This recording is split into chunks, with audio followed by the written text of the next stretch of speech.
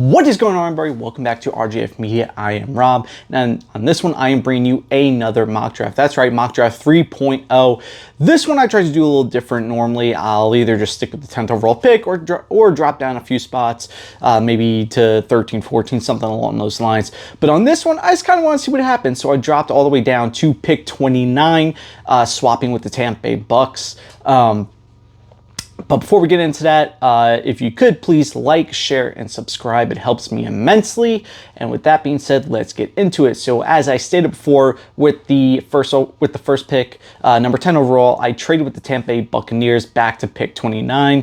Pick 26, and with sending them the 10th overall pick, I get pick 26, 57, and 92. So going back a little bit now, in round 1, pick 26, I picked Keon Coleman, wide receiver out of Florida State University. Honestly, I was really happy with this. I was kind of debating between this or Charlie Guyton, and I'm happy I went with Keon Coleman. Look, the guy is just an absolute playmaker. Had 50. His numbers don't really jump off the screen, but just hold on a second. This past season, he had 50 receptions for 658 yards, 13.2 yards per reception, and 11 touchdowns. Now, the thing about Keon Coleman, he's got the height, weight, speed, absolutely just freak athlete, good route run for his size, very fluid in and out of the cuts and breaks and everything like that. He has great ball skills, can track the ball very well, very long arms, so he can go up and snag the ball out of the air. And look, you turn on the game film, and you can just see how explosive he is. Somebody his size just being able to run past a quarterback, finding the soft zones, sitting in those empty spaces, and then with the ball in his hands, just really making plays happen. His yak ability is really good for somebody his size. He's elusive in the open field for a guy his size. I think Keon Coleman is the perfect outside receiver, especially when you have a guy like Mike Williams, who the Jets brought on, who may or may not be ready. He's coming off the ACL injury, and they say he's going to be ready for day one, but you don't know how exactly he's going to progress. It might take him a few weeks. You can move Mike Williams to the slot, put Keon Coleman on the outside. Him, Mike Williams, and Garrett Wilson, I think might be the best trio in football, or at least turn out to be that way. You know, if everything works out, everyone's healthy, and all that good stuff. So, as I stated before, with sending the 10th overall pick, I also got back pick 57 in the second round. Now with pick 57 in the second round, I couldn't believe this one. This one probably is not going to happen, but in this situation, I am happy it did. Michael Penix, quarterback out of University of Washington. Now look, we all watched this guy in college, in the playoffs, in the championship, and he just lit it up. To recap this past season, 4,648 yards, 66.7 completion percentage, 35 touchdowns to only 9 interceptions, and a QBR of 111.8. I mean, I really don't need to go into it. The guy, he's accurate. He's smart. He takes what the defense gives him. He played like the better quarterback in the college football championship and in the playoffs. To me, he looked like the best quarterback in college football last season. I know he didn't win Heisman or anything like that, but to me, he looks poised. He looks smart. He knows where to go with the ball. He had full control of that offense, and being that effective in a pass-heavy offense, I think can definitely check a lot of boxes, and I think it can breed a lot of confidence in a guy like Michael Penix. And look, he's older, right? That's the really big knock on him, along with the two knee injuries. Look, he's an older player. He's 24 right now, so you draft him. He sits behind Rodgers for 2 years at most. Okay, he doesn't start till he's 26, 27. I'm okay with that, because I'm okay with having a franchise quarterback, which I believe he can be, especially if he sits behind Rodgers for 2 years. I'm okay with having a franchise quarterback for 11, 12 years instead of 13, 14, 15 years. I'm okay with that. That is a great issue to have. That's first world problems. We never had a franchise quarterback for 11, 12 years. Dating back from Joe Namath. So I'll take that all day, every day. We'll worry about a quarterback in the next 12 years. Cool, I'll take it. Also, very sneaky athletic. Even with the 2 knee injuries, very, very sneakily, if that's a real word, athletic. Also, very developed quarterback. So, before I get too much into that, again, now moving to our 3rd round pick number 72, I picked Ben Sinnott, tight end from Kansas State. Look, I will pound the table, pound the table for an athletic, highly gifted, playmaking tight end. Another one. Yes, I know we have Conklin. Yes, I know we have Ruckert. Yes, I know we hope Kuntz can develop into, a highly productive receiving tight end. Yes, I know we got Kenny Yeboah, but you know what? Having an excess of talent is not a bad thing to have. And I think Ben Sinnott, really would be my choice number 2 if we do not get a guy like Brock Bowers. This past season, he's had 49 receptions for 678 yards, 13.8 yards average per reception, and 6 touchdowns. And he's another guy like a Brock Bowers who has great flexibility at tight end. You can put him in line, you can move him out, you can move him in the backfield, you can move him all around to try to find that mismatch. He has great hands, very good contested catcher who isn't afraid to take a hit or going over the middle or wherever he gets the ball. He has really good athletic ability, especially for a guy his size, to really get some yak yards after the catch, or even like a quick screen or whatever case may be, to make plays happen. He's a playmaking tight end. And like I said, I will take that all day, every day. Now look, the reason why I will pound the table for that is because in my ideal world, once you get down to the red zone or you're 3rd and short or whatever the case may be, 4th and 1, whatever the case may be, can you imagine a lineup with Tyler Conklin being your inline tight end, traditional inline tight end, Ben Sinnott being the guy that you kind of just move all over, you can keep start him out, then move him in line, move him backfield, wherever you want to move him. And then you have Jeremy Ruckert playing at Kyle Juszczyk-like position, starting at the fullback position and being able to kick out. So you have 3 movable chess pieces who are tall, strong, fast, can go up and get the ball. I think that's a mismatch nightmare. That's the reason why I really want another big-time playmaking tight end. It's because those packages where we couldn't get a 3rd and short, we couldn't, we weren't good in these situations. So you get a guy who can move people and make plays. I'm all for it. And that's what I want. My ideal world, obviously. You wouldn't skip a beat in that 22 or 13 personnel. You just wouldn't. Now, with round 3, pick number 92, this is the last pick I got back from Tampa Bay. I'm going Roger Rosengarten, offensive tackle out of Washington. Look, he's given up 0 sacks the past 2 years in a pass-heavy offense. That to me speaks a lot. It's not like he was going up against, the MAC conference or something like that, or the All-American conference. He was going up against top-notch competition all season, including the playoffs, including the championship, and this guy held his own. I know the big name is Fatuanu, whatever his name is, or however you say it. Look, this offensive line wouldn't have been what it was if it wasn't for a guy like Rosengarten on that right side to hold that down, where you didn't need another tight end over there to chip or help block, whatever the case may be. Strong, nasty, smart guy, vicious in the run blocking. I think a guy like this is perfect to bring on. You can stash him on, you can stash him as like the 2nd or 3rd string guy or whatever for a year. Learn behind guys like Tyron Smith, like Morgan Moses, some of the best in the league to maybe ever have done it, especially in the past few years, past decade or whatever. And then come in and play to a high level. I think this is a high floor guy. Is his ceiling as high as someone like an Alt or something like that? Probably not, but I think you bring in this guy, let him sit behind those 2 players I just mentioned and learn, really just soak in. He's a smart guy. He understands offensive concepts, blocking concepts, defensive schemes. He's a very smart guy, and you have somebody like that you can just sit there, let groom, get used to the speed of the game, the complexity of the NFL, and then bring him in. And I think you could have a two very good starting right tackle for the next decade or so. And that's the thing too. I know, again, Fataanu, he's the hot name because he can play all these different positions.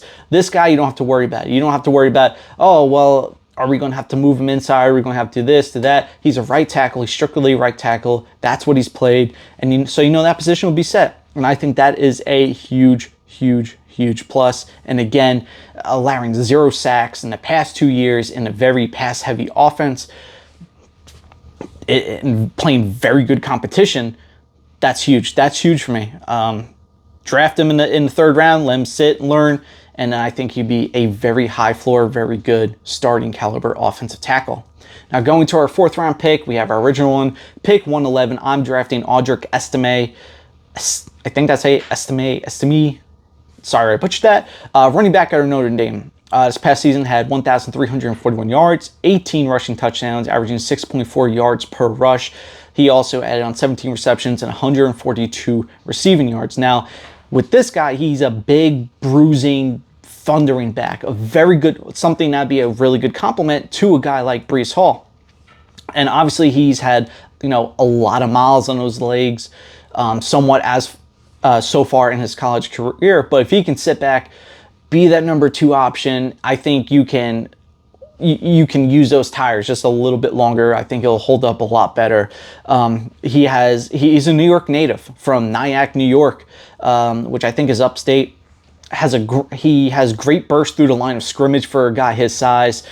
He takes shorter, choppier steps, which makes it hard to bring him down, even though he doesn't, have that 2nd, 3rd gear, that real breakaway speed. We've been looking for a guy to be that short down back, to be that second option to Breece Hall, to where if you take Breece Hall out of the game, okay, you're not missing too much. You have a guy who is very capable, very young, and very hungry, very tough. I think that's the perfect complement for a second option at running back. Another thing is, probably the best thing is, he falls forward on contact, rarely giving up yards on a run. So that's another guy, you see running backs, even on the Jets sometimes, a guy gets the ball and then, the lane is clogged up, so he starts running backwards. That's not something Estime does, and I think that's exactly what you're looking for on those short down backs.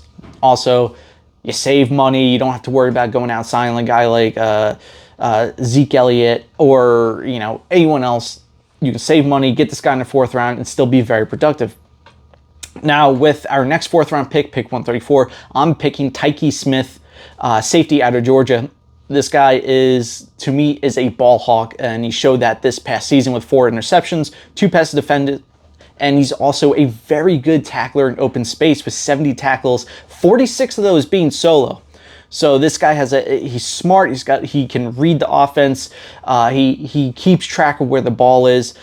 Again, strong tackler who displays good form in open space. He shows good awareness in the red zone. And one of the big things that's being said about him is he can make a QB pay for committing a late throw in that red zone. Obviously, with the 4 interceptions, huge.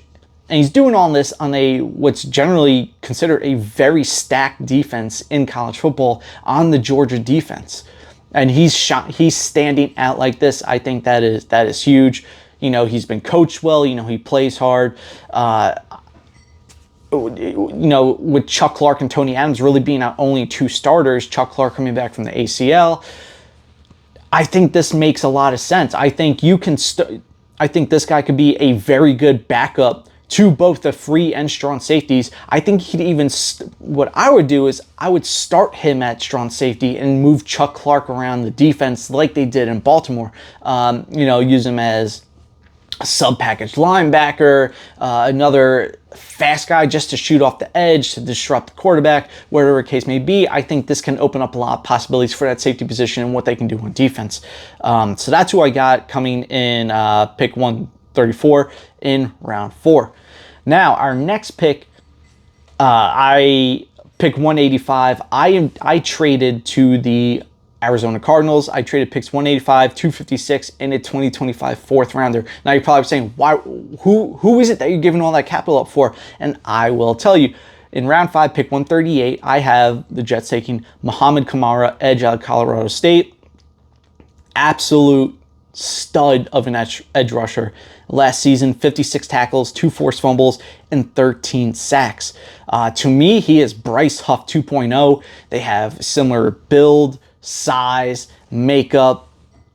He has elite athleticism for his position. He's extremely explosive, posting in the 90th percentile in his 40 time, the broad jump, and the 10-yard split. So, and you see that. Look, you put on the tape and you see this guy. He is the first one off the line, and this is where it reminds me of Bryce Huff so much, is that how explosive he is. He's just he's just faster than the guy in front of him. He's just faster. He's just more athletic. He's just faster. And with all that Bryce Huff athleticism and everything else, what he possesses that Bryce Huff didn't coming into the league is he has a very, very wide array of pass rushing moves, from swipes, hand swipes, dips and rips, swim moves, bull rushes, club moves. He possesses everything Bryce Huff had, plus more. And there's always that one player in mock drafts where you're like, I love this pick. I love this pick. If this guy's here, I'm doing jumping jacks. And to me, that is Muhammad Kamara. I don't think he's being talked about nearly enough. I've seen some mocks with the Jets taking him in some of the later rounds. Look, if he's here at round 5, I'm running to the podium and I am taking him. He has a nonstop motor, which will translate to the next level.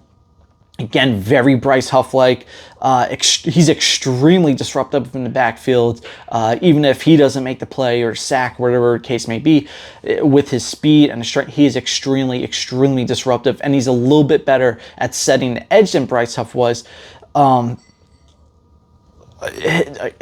his measurables, his aggressiveness, his play style, his pass rush move arsenal. He's also a team captain. He was the Mountain West Defensive Player of the Year, which may not sound crazy because of the competition, but look, it shows you that this guy puts in the work. He works hard. He's a leader, and he's extremely talented and athletic.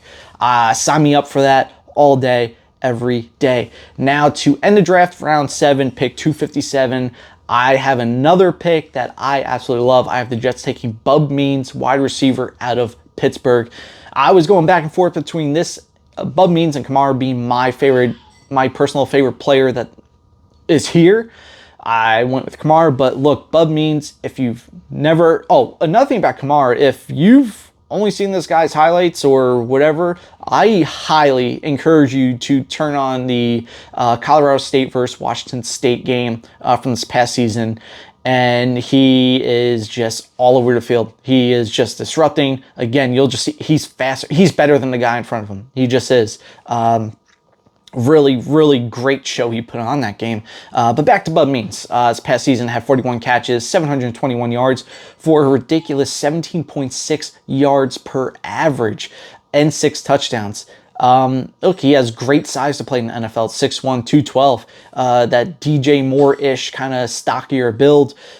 Very good with the ball in his hands after the catch. He's elusive. He's quick. He makes his frame allows him to shed blocks and to kind of bounce off blocks pretty well. He's not afraid to take a big hit. This guy went over the middle, went down the seam a lot, was not afraid to take a big hit whatsoever. He has really good upper body strength and long arms, which allow him to be a very good run blocker and go up and snag the ball out of air in traffic. He makes the tough catches. Look, he's a dog, and that leads me into the closing. And, the one thing you always hear about this Jets defense and the players are always saying is they have dogs on that side, right? Hassan Reddick was just talking about it in his press conference being introduced to the New York Jets. They got dogs. They have Quinton Williams, C.J. Mosley, Quincy Williams, Sauce, DJ Reed, all these guys who are dogs. The offense needs more of that.